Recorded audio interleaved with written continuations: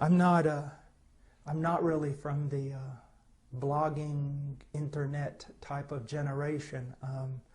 I'm kind of old school.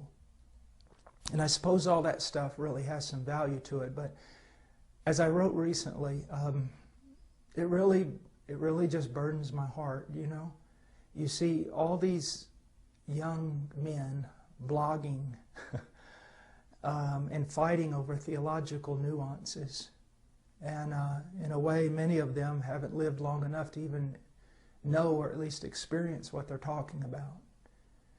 And we'll sit there and we'll fill up the internet with this kind of stuff when there's literally billions of people who have not heard the gospel.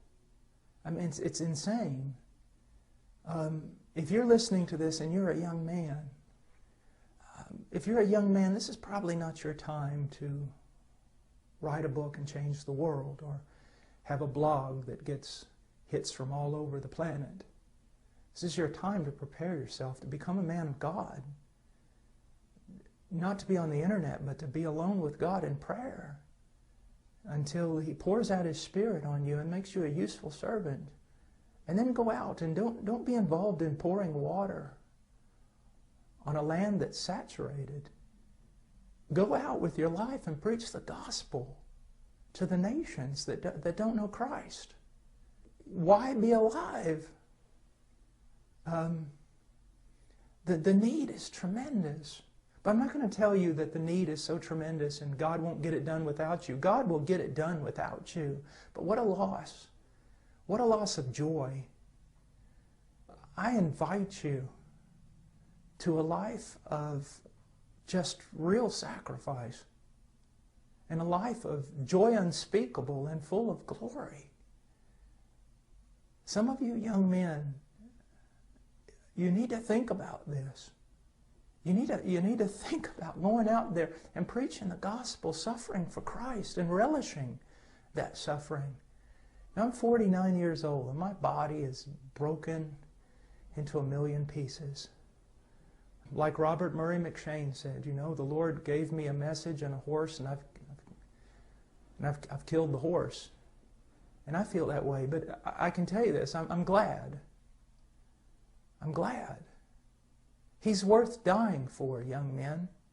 And don't waste your life. Get out there and preach the gospel. Go to the fields. Go to the places where it's dark. Preach the gospel of Jesus Christ. You know, right now, I'm just rejoicing in what God's doing in India and Nepal, but there's Tibet. You know, God, I ask God, when are you going to open the door for Tibet? And China?